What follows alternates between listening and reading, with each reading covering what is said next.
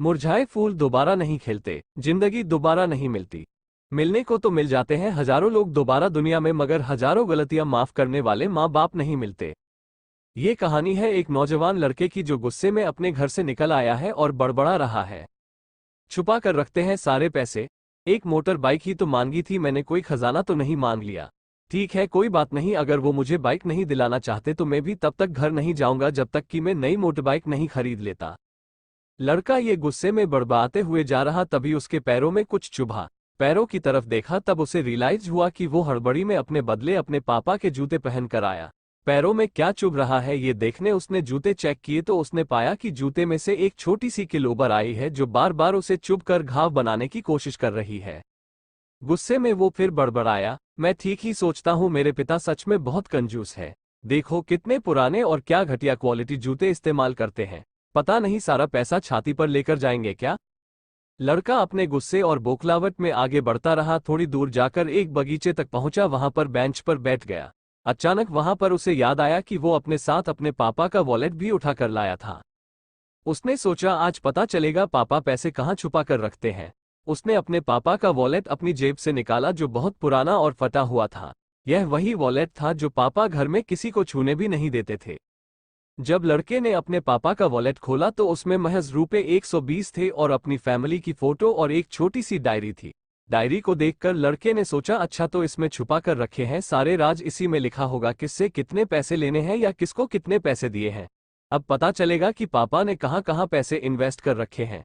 ऐसा सोच के लड़के ने जब उस छोटी सी डायरी का पहला पन्ना खोला तो उसमें लिखा था 40,000 रुपये बेटे की पढ़ाई के लिए उधार। लड़का ये देखकर शॉक हो गया।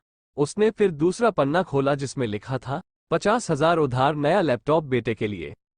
यह वही लैपटॉप था जो पापा ने 2 साल पहले ही अपने बेटे को दिया था क्योंकि वो कॉलेज जाने लगा था। लड़के को अब पता चला कि वो जो भी चीजें पापा से डिमांड करता तो पापा कहां से पैसे लाते थे। डायरी के इन 2 पन्नों ने ही लड़के का गुस्सा पूरी तरह शांत कर दिया और उसके मन को पश्चाताप से भर दिया। लड़का एक एक करके डायरी के पन्ने पलटता रहा और उसकी आंखों में आंसुओं की धार बहने लगी जो हर पन्ना पलटने के बाद बढ़ती ही गई। उसे पता चलता गया कि पापा ने अपनी फैमिली की जरूरतों को पूरा करने के लिए किस किस से कितना उधार लिया है। पन्ना पलटते पलटते लड़का पिछले दिन की डेट तक पहुंचा।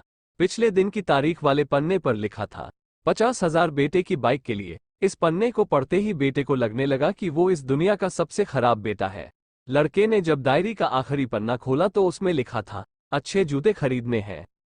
हालांकि यह लाइन बेटे को समझ में नहीं आई, लेकिन वो अब जल्द से जल्द अपने बाप को मिलना चाहता था, इसलिए वो बेंच से उठा और अपने घर की ओर तेजी से चलने लगा। बगीचे के थोड़ा आगे रास्ते में पानी गिरा हुआ था जिस पर चलने के बाद लड़के को अपने पैरों में ठंडक महसूस हुई। उसने अपने पैरों से जूते उतार कर देखे तो दोनों जूते नीचे तल से फटे हुए थे जिनसे पानी रिसकर पैरों तक आ रहा था। जूते में निकली किल भी लड़के के पैर में जख्म बनाने में कामयाब हो गई थी। अब बेटे को माँ की वह बातें याद आई जब माँ पापा से कहा करती थी अब तो नए जूते ले लो, कितने पुराने हो गए हैं। और पापा ये कहकर टाल दिया करते थे अभी तो लिए हैं, कुछ साल और चल जाएंगे। बेटे ने दोनों जूते उतारकर फेंक दिए और फूट फूट कर रोने लगा। लड़का बड़ी तेजी से अपने घर की तरफ दौड़ा, न जाने उसमें इतनी ताकत कहाँ से आ गई कि रास्ता बहुत लंबा होने के बावजूद वो थोड़ा भी नहीं थका और सीधे अपने घर ही जाकर रुका। घर जाकर उसे पता चला कि पापा घर नहीं है, मगर उसे पता था कि पापा कहाँ मिलेंगे। वो तुरंत नजदीक के बाइक डीलर के शोरूम पर गया जहां पर उसका बाप उसके लिए नई गाड़ी खरीद रहा था। लड़का दौड़कर अपने बाप के गले से लग गया और फुट फुट कर रोने लगा। जब पिता ने लड़के से पूछा कि क्या हुआ तो लड़के ने अपने पिता से माफी मांगी और कहा कि मुझे बाइक नहीं चाहिए, इन पैसों से आप अपने लिए नए जूते खरीद लीजिए और आगे से मैं कोई भी चीज खुद के कमाए पैसे से ही लूंगा। मैं बड़ी मेहनत करूंगा और आपका कर्जा भी चुका दूंगा। ये सब सुनकर पिता की आंखों में भी आंसू आ गए खुशी के। दोस्तों, बड़े खुशनसीब होते हैं वो लोग जिनके माँ बाप होते हैं, लेकिन अक्सर हम माँ बाप की मजबूरियां नहीं समझा करते। आशा करता हूं ये कहानी जानने के बाद आप लोग माँ बाप द्वारा इनकार की गई बातों की गहराई को समझने की कोशिश करोगे। धन्यवाद।